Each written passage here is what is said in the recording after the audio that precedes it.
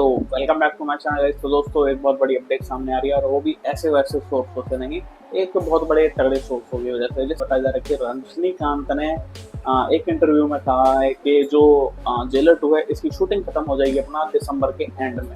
मतलब आप ये मान लो कि अगले साल शुरू होने से पहले जो इसकी शूटिंग है वो खत्म हो जाएगी।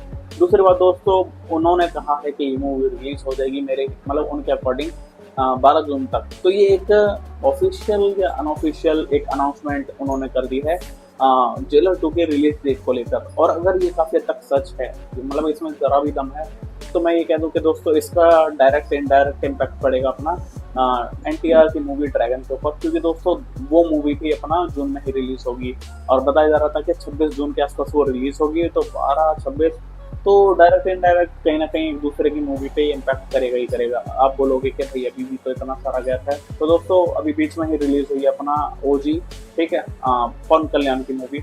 पवन कल्याण की मूवी ओजी रिलीज हुई है, लेकिन अपनी जो कांतारा चैप्टर 1 आने वाली है तो वो आएगी अपना 2 अक्टूबर को। लेकिन अगर आप ट्रेलर की डेट मैच करो तो दोस्तों दोनों सेम डेट को ही रिलीज हुए थे, तो कहीं ना कहीं एक दूसरे को इम्पैक्ट कर रहे थे हाइप को लेकर, या फिर कहीं ना कहीं क्लैश आपको देखने को मिला ही था।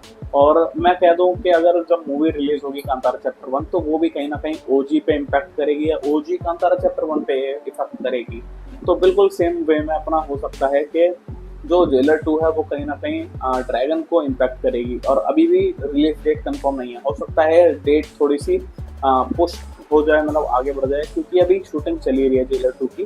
तो अगर डिले भी होती है किसी वजह से भी, किसी भी रीजन को लेकर अगर डिले होती है तो ये भी चांस है कि भाई हो सकता है डायरेक्ट क्लैश ही हो जाए। और अगर ड्रैगन का क्लैश होता है अपना जेलर 2 से तो बहुत दोनों मूवीज को बहुत तगड़ा लॉस होने वाला है। तो इस चीज के चांस बहुत ज्यादा हाई है, क्योंकि वॉर 2 क्योंकि कोहली और वॉर 2 का क्लैश हुआ, फिर जो ओजी है वो कांतारा चैप्टर 1 पर बेकार इम्पैक्ट डालेगी।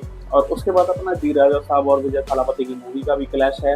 तो ऑलरेडी मल्टीपल क्लैश अपने को देखने को मिल ही रहे हैं, लेकिन हो सकता है कि और अभी तो बल्कि मार्च भी नहीं आया, मार्च के अंदर तो 3 मूवी लगातार आएंगी जिसमें अपना द पैराडाइज, टॉक्सिक, पैडी, तो मल्टीपल मूवीज हैं।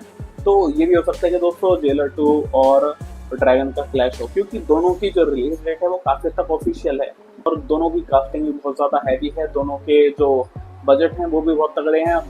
बाकी मैं ये कह दूं कि ड्रैगन के अंदर अपने को जो एनटीआर हैं वो एक ड्रग माफिया का, मतलब दोनों में क्रिमिनल वाले केस आपको देखने को मिल जाएंगे। जैसे ड्रग्स के एनटीआर 31 में तो ड्रग्स वाला सीन आपको देखने को मिल जाएगा, और जो जेलर 2 है इसके अंदर भी कोई क्राइम सीन्स को लेकर ही बात चलेगी। और बताया जा रहा है कि ये प्रीक्वल टाइप का होगा कि भाई पहले के कुछ पेंडिंग केस में से कुछ तगड़ा सामने निकला के आ जाएगा, तो कुछ ऐसा सीन आपको देखने को मिल जाएगा।